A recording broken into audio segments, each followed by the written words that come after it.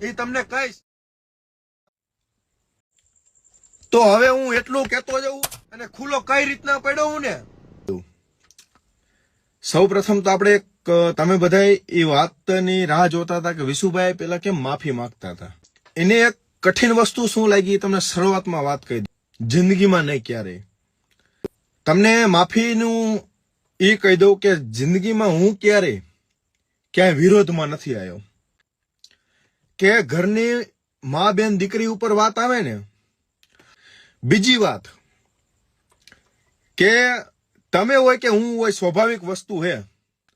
કદાચ 100 માંથી 100 નીકળે એવો માણા મરદ હોય એટલે કદાચ ગમે એવો મરદ માણા હોય અને ત્યારે તોય મેં મારી મર્યાદા તો નથી જ મૂકી, પણ એની મા બેન એની ઉપર આવે ને એટલે ભલો માણા હારી જાય. હવે એ વાત ઉપર મારે વધારે ચર્ચા નથી કરવી, તોય હું એ ડોસીને બેન કહેતો. આપણે મેન ચર્ચા અને પોઈન્ટ ઉપર આવી દોસ્તો. એ કીર્તિ ડોશી ઉપર આપણે વધારે ચર્ચા નથી કરવી કે જે આપણે વિડીયો લાયા હી. એક વાત કરવા માંગુ છું. એને જે હમણાં એક સ્ટોરી મૂકી હે અને એ વિડીયો જે આપણે જોયો હે કયો મહેસાણાના કાકા કાકી વાળો. જોકે મને આ ડોશીની સ્ટોરી જોવી નથી ગમતી, પણ આજે હું કમ્પ્લેટ એ સ્ટોરી હું તમને સંભળાવું. પર જેમાં મતલબ એને ગાર લખી હે પણ આપણે નહીં બોલી. જોતો નતો ઈ એમ કે મારા ફ્લેટ તો આવતા રહીજો. એટલે તું કેવા શું માંગે તારું લોકેશન કે જેનામાં દમ હોય ને તો આવતા રહીજો પ્રૂફ દેવા. તારો મોબાઈલ સ્વિચ ઓફ હે, પોલીસ ગોતે હે તને અને તું તડી પાયરું તો એટલી જ તારી ઓકાત હોય. તારું કોઈ જાતનું કઈ લોકેશન નથી તો તું પ્રૂફ બોલાવેશ. આપણે મેન મુદ્દા ઉપર વાત કરી કે આવતા રહેજો, પ્રૂફ રેડી છે તો તું લાઈવ લોકેશન નાખી દે. કાગળિયા નથી એમ તો તમે જ વિચાર કરો.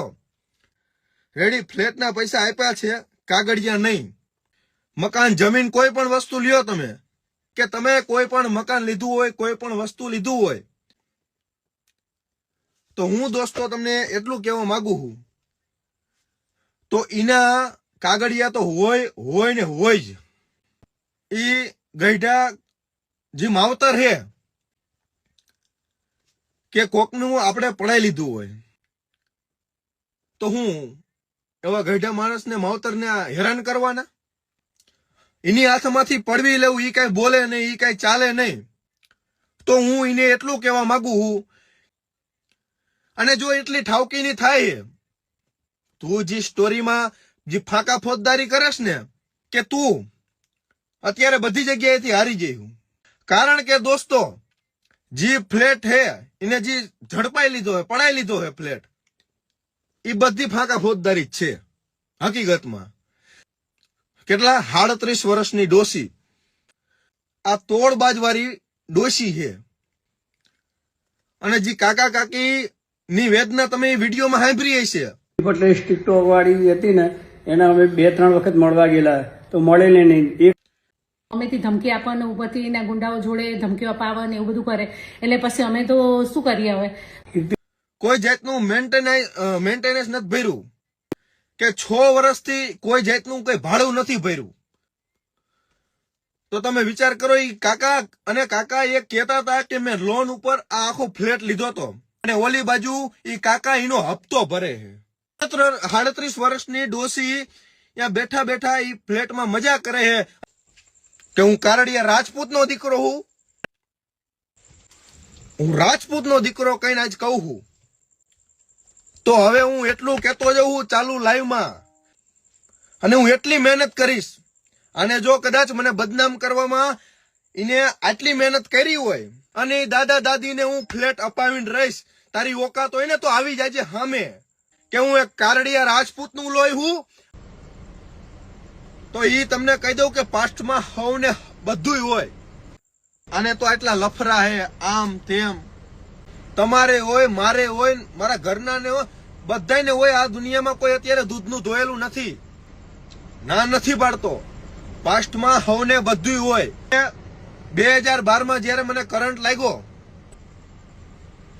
બીજી વસ્તુની વાત તમને કરું, હું મારી નાની બેન અને મારા મમ્મી, ત્યારથી મારા પપ્પા નથી. લાઈવમાં મારે આવવું નહોતું. આવી 37 વર્ષની ડોશીઓને મારે જવાબ નહોતો દેવો કદાચ.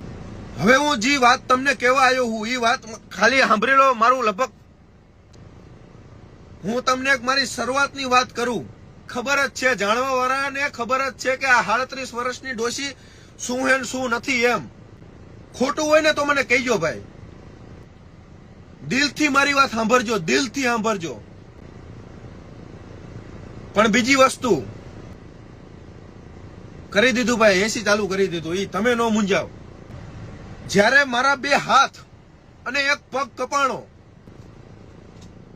જિંદગીમાં એકવાર બેઠા બેઠું એટલું વિચારજો કે તમારે પણ જિંદગીમાં ક્યારેક એકલા બેઠા બેઠા તમે એટલું વિચારજો, પણ ક્યારેક તમારો હાથ આમ ક્યાંક તમારો મચકોડી જાય, મળી જાય ને, ક્યારેક એક હાથ કપાઈ જાય ને, કપાઈ જવાની તો અલગ વસ્તુ છે. એટલે તમે ઈ છે કામ નથી કરતા. તો દોસ્તો 2012 જયારે મને કરંટ લાગ્યો તો મારી ઉંમર ફક્ત ને ફક્ત 9 વર્ષ હતી અને એ હાથને આમ લટકાડીને ફરતા હોય છે. મારી માં અને મારી બેન સિવાય કોઈ નહોતું. બીજા બધાને તમે સાઈડમાં મૂકી દો અને મારી હારે કોઈ નહોતું આ દુનિયામાં, મારી માં સિવાય અને મારી બેન સિવાય. ત્યાં તો મેં મારી માને એમ કીધું હતું કે મમ્મી આ 2 હાથ વગરની જિંદગી આપણે હું જીવીશ કેવી રીતના. અને ત્યારે મને મારી માએ કીધું હતું અને ત્યારે એમ અંદરથી જુસ્સો લાગ્યો કે ડર ડર કર નૌકા પાર નહીં હોતી, જો કોશિશ કરનો વાલી की કભી હાર નહીં હોતી. અને ત્યાં મારી મમ્મીએ મને આમ સાતી ઠોકીને એમ કીધું હતું કે બેટા હું તને જિંદગીમાં હારવા નહીં દઉં, તું ચિંતા ન કરતો. ઘર ઉપર મારા મમ્મી ઉપર અસર નહીં થઈ હોય, કારણ કે જયારે એને સ્ટોરીઓ મૂકીને કે ઓમે કદાચ આને ખુલ્લો પાડી દીધો, વાંધો નહીં. પછી મેં વિચાર કર્યો કે હજી એટલું બોલે ને અને ખુલ્લો કઈ રીતના પડ્યો હું ને એ તમને કહીશ. અને જે મારી પાસે 15 લાખની માંગણી કરી એટલું નથી. સાચું ખોટું આ બધું જોડે ને, હે મારી મહેનતનો રૂપિયો. અને એમ આસાનીથી હું તને આપી દઉં કે જ્યારે મને કોક એડવર્ટાઇઝ આપતું ને, અને તમને બધાને એ કહી દઉં હું 300 કિલોમીટર જાઉં અને અહીંયા હું એડવર્ટાઇઝ બનાવતો ને, એડવર્ટાઇઝ ના મને લગભગ 15,000 રૂપિયા આપે. હું 300 કિલોમીટર મીટર કાપીને, હું મારે 2 હાથ નથી તોય ગાડી આંકીને, અને પછી રાતના 2 વાગ્યા હોય 3 વાગ્યા હોય મારે, અને 15,000 રૂપિયા મને આપે. તું ધ્યાનથી ગાડી આંકજો, તું એકલો હું બટા ધ્યાન રાખજે. મમ્મીના ફોન આવે, હાલો બટા ક્યારે આવે? બટા હજી મેં ખાધું નથી, તું ઘરે પહોંચી જા ને પછી હું ખાઈશ. આમ મારી માં બેઠી બેઠી ચિંતા કરતી હોય, તારે હાથ નથી હો. હા 100% હું માણસ છું. માણસ એક ભૂલને પાત્ર હોય. કાનેજી મને બદનામ કરતા એટલું ન વિચાર્યું, પણ ના નથી પાડતો. મારેથી 17 ભૂલું થઈ છે ભાઈ. એટલું યાદ રાખજો કે વાંધો નહીં, મને કીધું એમાં મને કઈ જાતનો કઈ વાંધો નથી, પણ મારી માની એક બધું આ જો જિંદગીમાં તને લાગી જાય ને, તારી હાથ પેઢીઓ પડી જાય છે.